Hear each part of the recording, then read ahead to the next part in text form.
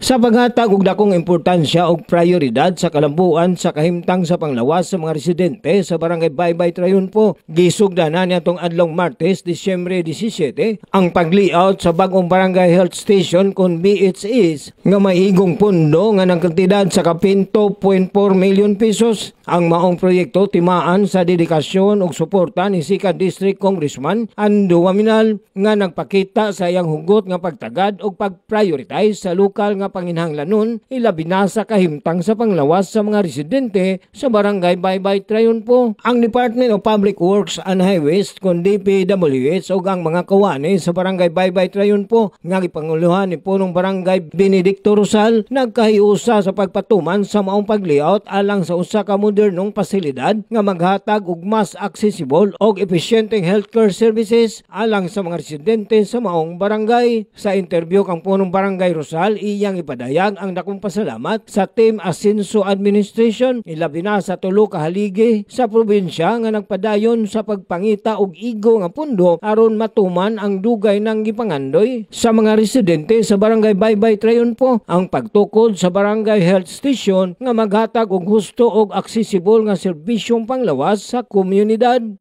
Dako gyud kay mi nga pasalamat nga kining nabutangan gyud og health station kay usa sa gini sa gipangita gyud sa katawhan alang sa kapiskay sa panglawas sa katawhan sa barangay Baybay Triunfo. Muna magpasalamat dako ka atong pinangga kayong gobernador, ang amahan sa entero probinsya, si Governor Attorney Henry Sibilia Waminal. Sa ato usab nga ang nag-provide ini, sa ato usab nga pinangga pod nga Congressman Sancho Fernando Ando Puentes Waminal o sa atong halandon nga mayor nga dinhi sa usami sa halos sa matag adlaw nagtan-aw gyud unsay mga kalambuan sa dakbayan sa usami Mayor Attorney Henry Puentes Waminal Jr. Dugang saysay niya. Dako jud kay pasalamat, maingon ta og pasalamat og bisan pa kay sa gatos pa ko magpasalamat. Kay kining ilang ipambuhat nga silbi nga mga proyekto para sa barangay dili gini ikalimot sa katawhan sa Baybay Triunfo.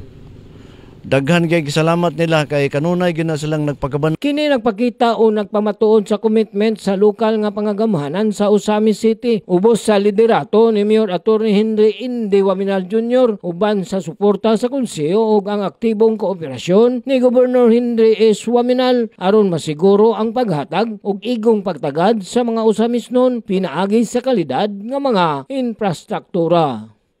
Alang sa Asenso Osamis News Channel Update, ako si Yonsho Medallo.